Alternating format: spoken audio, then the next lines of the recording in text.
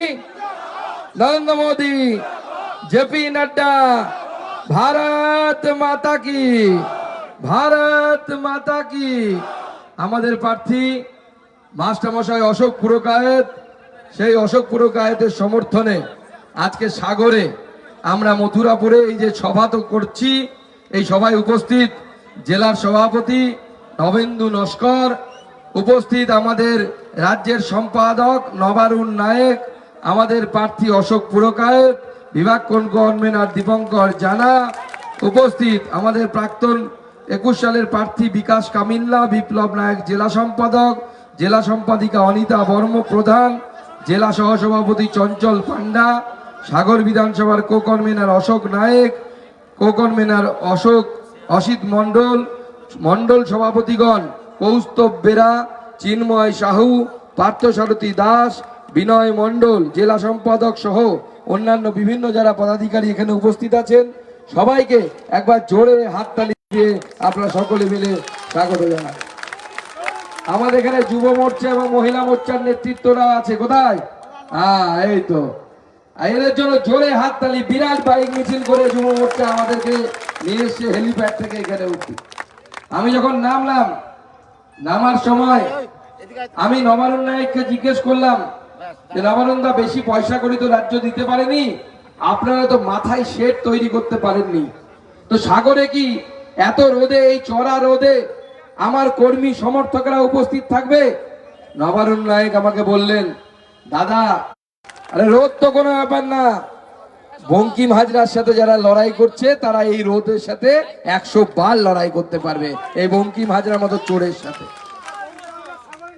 আজকে এই সাগরে আমরা মথুরাপুরে আমার সভা প্রথম শুরু হলো। মনে রাখবেন, সাগরে আমাদের কপিল মুনির আশ্রম আছে। আমরা প্রতি বছর যখন কপিল মুনির সাগরে যে ভূমিতে এসেছিল, সেই ভূমিতে কি রাম রাজত্ব প্রতিষ্ঠা হওয়া দরকার কিনা আপনারা বলুন, উচিত কিনা? যেখানে ভগীরথ এসেছিলেন, যার উত্তরসূরি ভগবান শ্রীরাম, যার মন্দির 500 বছর পর অযোধ্যায় আমাদের রামচন্দ্র নরেন্দ্র মোদী তৈরি করেছেন, এ যুগের রামচন্দ্র নরেন্দ্র মোদী তৈরি করেছেন। একবার হবে নাকি জয় শ্রীরাম, জয় শ্রীরাম, জয় জয় শ্রীরাম, জয় জয় শ্রীরাম। বন্ধুগণ, এখনো পর্যন্ত 18খানা সিটে ভোট হয়ে গেছে। বিজেপি কম করে 12টা সিট ওই 18টার মধ্যে জিততে চলেছে। আমি আপনাদেরকে আগাম ভবিষ্যৎ জানাই। আর দিদিমণির মাথা খারাপ হয়ে যাচ্ছে। দিদিমণি আমার লোকসভাতে গেছে 4 বার, ভাবতে পারেন? একটা লোকসভাতে কবার গেছে? 4 বার। ভাইপো 2 বার। যেমন করে হোক সুকান্ত মজুমদারকে হারাতে হবে। আর দিদিকে আমি বলে দিচ্ছি, দিদি 4 বার কেন, আপনি 40 বার আসুন, তাও সুকান্ত মজুমদারকে হারাতে পারবেন না, বিজেপিকে হারাতে পারবেন না, বিজেপি জিতবে। আর দিদির তত মাথা খারাপ হয়ে যাচ্ছে। আমার ওখানে গেছে, গিয়ে আমাকে আর শুভেন্দুদাকে, আমাদের বিরোধী দলনেতাকে বলছে কুলাঙ্গার। আমাকেও গিয়ে বলছে কুলাঙ্গার, শুভেন্দুদাকেও গিয়ে বলছে এই দুটো কুলাঙ্গার। আমি বললাম, দিদি কুলাঙ্গার কাকে বলে জানেন? যে কুলের মুখটা কালো করে তাকে কুলাঙ্গার বলে, যে কুলের মুখ পোড়ায় সে কুলাঙ্গার বলে। আপনার ভাইপোটাকে দেখুন, গরু পাচার করেছে, মুখটা পুড়েছে। আপনার কয়লা পাচার করেছে, মুখটা কালো হয়ে গেছে। যতই ফেসিয়াল করুন, মুখ ফর্সা হবে না। কুলাঙ্গার যদি কেউ থাকে, নিজের বাড়িতে উকি মেরে দেখুন, আশেপাশেই কুলাঙ্গার ঘুরে বেড়াচ্ছে। সব থেকে বড় কুলাঙ্গার, এই বাংলার সব থেকে বড় কুলাঙ্গার আপনার বাড়িতে আছে। যত দিন যাচ্ছে দিদির মাথা তত খারাপ হচ্ছে। সেদিন বলছে ইভিএম এ নাকি বিজেপি কায়দা করে রেখেছে। কি কায়দা? বলে তৃণমূলে নাকি বোতাম টিপলে পরে বিজেপিতে নাকি ভোট পড়ে যাচ্ছে। বলে বিজেপি ইভিএম কায়দা করে দিদি, কিন্তু ওভাবে কায়দা করে না। বিজেপি মানুষকে ভালোবেসে ইভিএম কে হ্যাক করে, ইভিএম এ কায়দা করে। নরেন্দ্র মোদী যখন আসবে, মাননীয় প্রধানমন্ত্রীর যখন সভা হবে, তখন দেখবেন মাননীয় প্রধানমন্ত্রীকে দেখার জন্য হাজারে হাজারে মানুষ, লাখে লাখে মানুষ দৌড়চ্ছে, শুধু দৌড়চ্ছে। মোদিজি একবার শুধু হাতটা এরকম করে দেবে, মানুষ চিৎকার করে উঠবে।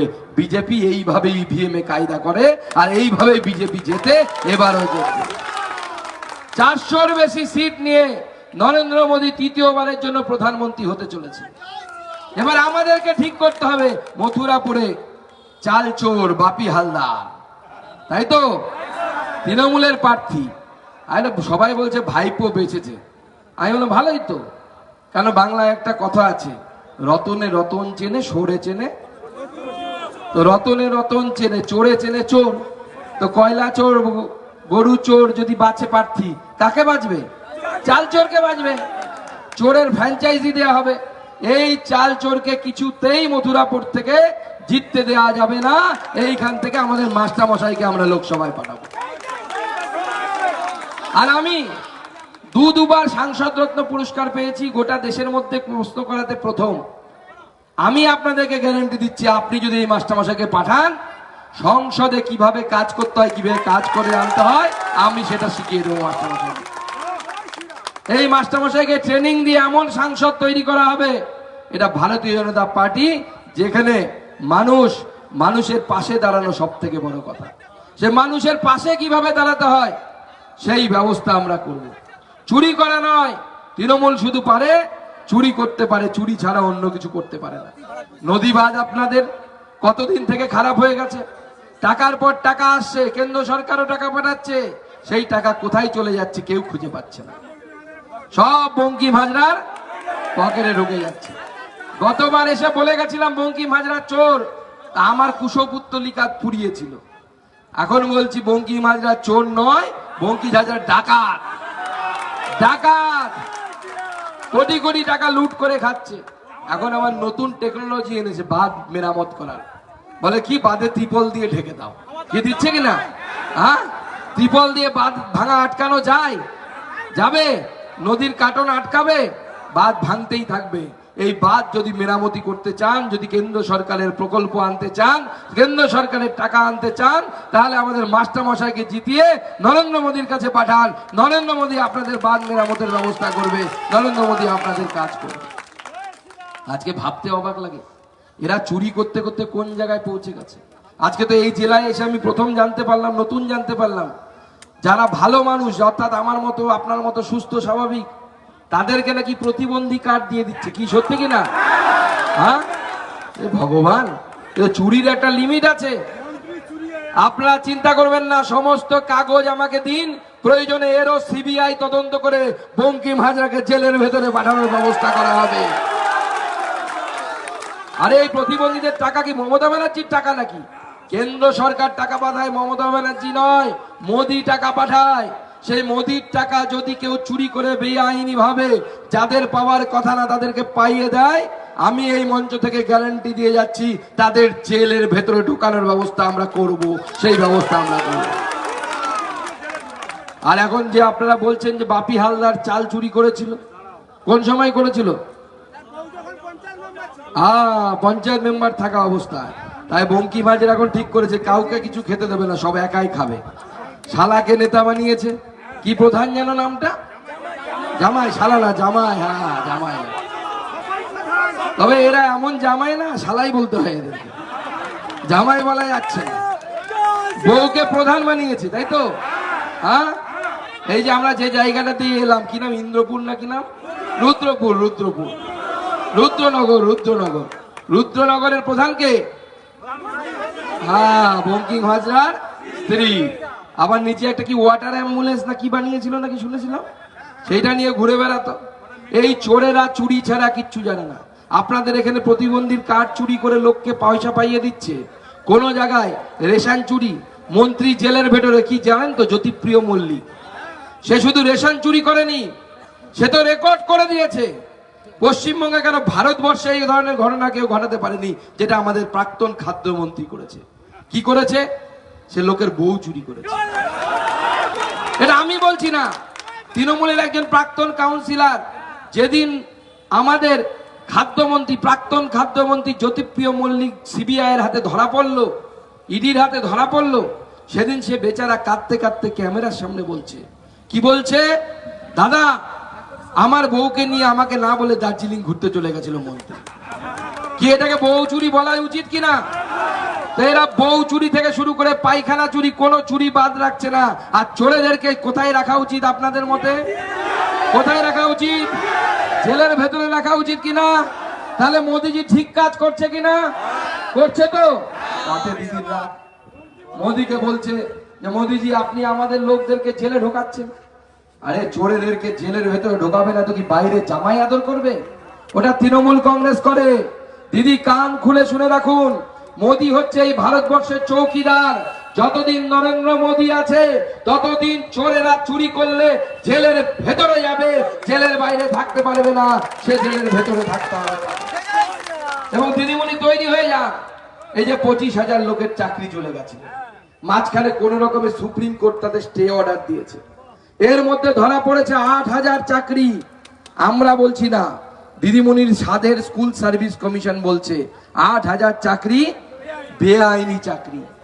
মনে রাখবেন হরিয়ানাতে এইভাবে চাকরি বিক্রি হয়েছিল। হরিয়ানার মুখ্যমন্ত্রী ওম প্রকাশ চৌটালা, নামটাও মনে রাখবেন, জেলের ভেতরে ঢুকেছিল। অপেক্ষা করুন, পশ্চিমবঙ্গের মুখ্যমন্ত্রীও জেলের ভেতরে ঢুকবে, চাকরি বিক্রি করে জেলের ভেতরে ঢুকবে। আর ছোটবেলায় কবিতা পড়তাম না, অমুক যাবে শ্বশুর বাড়ি, খোকা যাবে শ্বশুর বাড়ি, সঙ্গে যাবে কে? বাড়িতে আছে হুলো বিড়াল কোমর বেঁধেছে। এরপরে এই কবিতা পরিবর্তন হয়ে যাবে, দিদি যাবে তিহার জেলে, সঙ্গে যাবে কে? দিদি যাবে তিহার জেলে, সঙ্গে যাবে কে? বাড়িতে আছে হুলো ভাইপো কোমর বেঁধেছে। দিদি বলেছিল ভোটের সময় ডবল ডবল চাকরি দেব, দিতে পারেনি। ডবল ডবল জেলে যাচ্ছে। পার্থ চট্টোপাধ্যায় জেলে, সঙ্গে প্রেমিকা ফ্রি, বান্ধবী ফ্রিতে জেলে। কি জেলে যাচ্ছে না? অনুব্রত মন্ডল কি ডায়লগ দিত, চড়াম চড়াম, গুড় বাতাসা, নকুলদানা। এখন তিহার জেলে ভিতরে নকুলদানা গুনছে, হরি হো দিন তো গেল, সন্ধ্যা হলো, পার করো আমার। আর একা যায়নি, সঙ্গে আবার মেয়েকে নিয়ে গেছে। মেয়েটা বেচারা কি করবে, বাপের পাপে ফাঁসলো। তাই বলে না, পাপ বাপকেও ছাড়ে না। এতে দেখা গেল পাপ মেয়েকেও ছাড়ে না। এখন পাপ করলে পরে তাকে ভুগতে হবে। সে তুমি বাপি চালচোর হোক আর বঙ্কিম হাজার মতো বড় ডাকাত হোক, প্রত্যেকটা জেলে যাবে, জেলের ভেতরে যাবে। আমি সেই কথা বললাম।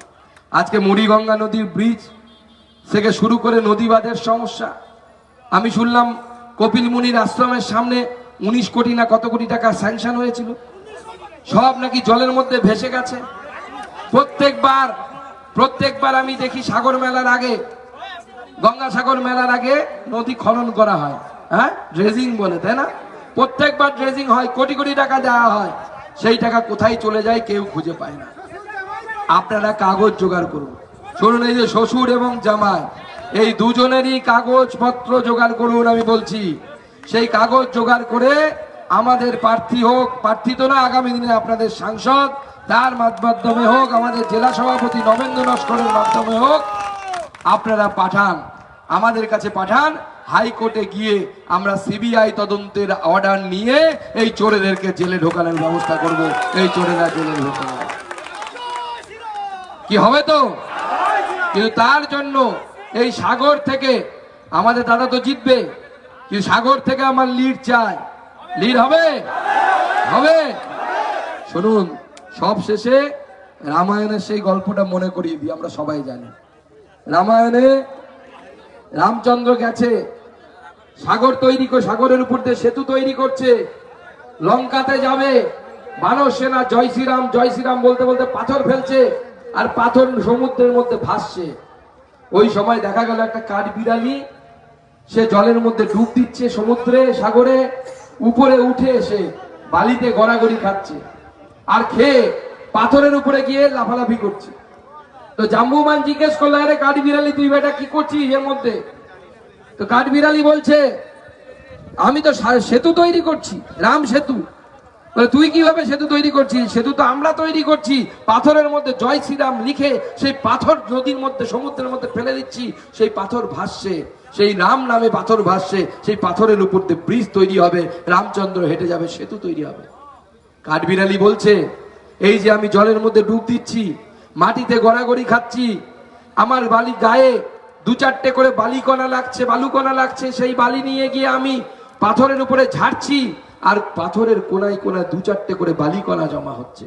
আমি জানি আমি যদি এটা না করি তাও রাম সেতু তৈরি হবে, তাও রামচন্দ্র শ্রীলঙ্কাতে যাবেন, মা সীতাকে উদ্ধার করবেন, কিন্তু এটা আমি করছি কেন জানেন? বলছি কেন? যতদিন রাম সেতু থাকবে ততদিন কাঠবিড়ালির কথা লোকে পড়বে, লোকে জানবে, ততদিন পর্যন্ত মনে রাখবে। সেরকম 400-র বেশি সিট নিয়ে নরেন্দ্র মোদী তৃতীয়বারের জন্য প্রধানমন্ত্রী হচ্ছে, এটা লেখা হয়ে গেছে, দেয়াল লিখন স্পষ্ট। এবার আমাদেরকে ঠিক করতে হবে যে মথুরাপুরের লোক, সাগরের লোক, আমরা কাঠবিড়ালি হব কেন? আমাদের বিজেপির ইতিহাসে লেখা থাকবে যে প্রথমবার মথুরাপুর লোকসভা জিতে আমরা উপহার দিয়েছিলাম আমাদের মাস্টারমশাইকে, আমরা অশোক পুরকায়েতকে এমপি করেছিলাম। এই দায় আমাদেরকে নিতে হবে, এই দায়ভার আমাদেরকে নিতে হবে। যদি পারি তাহলে কাঠবিড়ালির মতো অমর হয়ে থাকবো। কি অমর হওয়ার ইচ্ছে আছে? হব তো? কত তারিখে ভোট? 1 তারিখ। কত নম্বরে নাম? 1 নম্বরে তো। তাহলে 1 নম্বরে 1 তারিখ ভোট দিয়ে পদ্মফুল চিহ্নে ভোট দিন। আর যখনই ভোট দেবেন তখনই মনে রাখবেন, একটা সুইচ টিপলে পরে একটা করে আশীর্বাদ নরেন্দ্র মোদীকে পড়ছে। আপনি শুধু অশোক পুরকায়েতকে ভোট দিচ্ছেন না, নরেন্দ্র মোদীকে একটা করে আশীর্বাদ দিচ্ছেন। যে লোকটা 500 বছর পর অযোধ্যায় রাম মন্দির নির্মাণ করেছে, পণ্ডিতরা বলেছিলেন, পুরোহিতরা বলেছিলেন যে আপনি তো প্রধানমন্ত্রী, রামের প্রাণ প্রতিষ্ঠা করবেন, 3 দিন না খেয়ে থাকুন, তাহলেই হবে, উপাস করলে হবে। নরেন্দ্র মোদী বলেছিলেন, জিজ্ঞেস করে যে কতদিন উপাস করে থাকতে হয়, না খেয়ে থাকতে হবে? বলছে শাস্ত্রে তো বলছে 11 দিন, এবং মাটিতে শুতে হবে। প্রধানমন্ত্রী, এই ধরনের প্রধানমন্ত্রী আমরা ভাগ্য করে পেয়েছি। 11 দিন শুধু জল খেয়ে থাকলে আর মাটিতে শুলেন, তারপরে ভগবান রামচন্দ্রের প্রাণ প্রতিষ্ঠা করলেন। আর সেই প্রধানমন্ত্রীকে যদি আমরা একটা ভোট দিতে না পারি, এই সিট জেতাতে না পারি, তাহলে আমাদের মহা পাপ হবে বলে আমার বিশ্বাস। তাই 1 তারিখে সবাই আসুন, সকাল সকাল ভোট দিন, আর বাড়ি বাড়ি গিয়ে বোঝান নরেন্দ্র মোদীকে জেতাতে হবে, নাহলে এই সাগরকে এরা সন্দেশ খালি করে ছাড়বে। আর বিজেপি এবার যদি জেতে 30টির বেশি সিট পেলে 6 মাসের মধ্যে নবান্নে বিজেপির মুখ্যমন্ত্রী বসবে, 6 মাসের মধ্যে বিজেপির সরকার গঠন। আর বিজেপি সরকার গঠন হলে 3000 টাকা করে আমরা অন্নপূর্ণা ভান্ডার দেওয়ার ব্যবস্থা করব, আমার মায়েদের বোনেদের 3000 টাকা করে দেওয়ার ব্যবস্থা করব। আর এবার নরেন্দ্র মোদী আপনাদেরকে গ্যারান্টি দিয়ে দিয়েছে, 5 বছর রেশনের দোকানে যাবেন, বিনা পয়সায় 1 পয়সাও দিতে হবে না। এবার নতুন প্রকল্প আসছে আপনাদের বাড়িতে, বাবা, জ্যাঠা, কাকা যারা আছেন, মনে রাখবেন এটা 70 বছরের বেশি যাদের বয়স, তাদের জন্য নরেন্দ্র মোদী বছরে 5 লাখ টাকা করে চিকিৎসার জন্য আয়ুষ্মান ভারত কার্ড দেবে। রাজ্য সরকারকে না ইনভলভ করে দেবে, রাজ্য সরকারের উপর নির্ভর করতে হবে। কি বাড়িতে 70 বছরের উপরে লোক আছে তো? বাবা আছে, শ্বশুর আছে, জ্যাঠামশাই আছে, তাদের কার্ড তৈরি করার জন্য রেডি হন।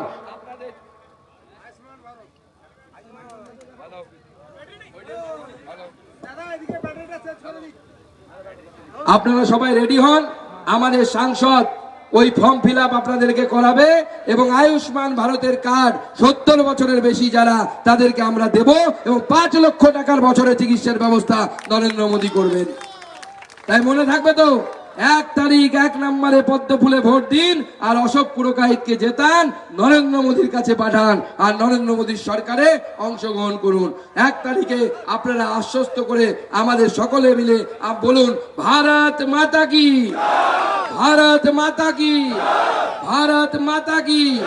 ভোট ভোট ভোট দেবেন কোনখানে? 1 তারিখে ভোট দেবেন কোনখানে? 1 তারিখে ভোট দেবেন কোনখানে? অশোক পুরকায়েতকে ভোট দেবেন কোনখানে? ভারত মাতা কি, ভারত মাতা কি। জয় শ্রীরাম, জয় জয় শ্রীরাম, জয় শ্রীরাম। সবাইকে নমস্কার, ভালো থাকবেন। আর বাড়ি বাড়ি গিয়ে বলুন, নরেন্দ্র মোদী সবাইকে নমস্কার জানিয়েছে আর জয় শ্রীরাম বলেছে। বাড়িতে বাড়িতে যান, মানুষের কাছে ভোট চান, আর আমাদের মাস্টারমশাইকে জিতিয়ে নরেন্দ্র মোদীর কাছে পাঠান। জয় শ্রীরাম।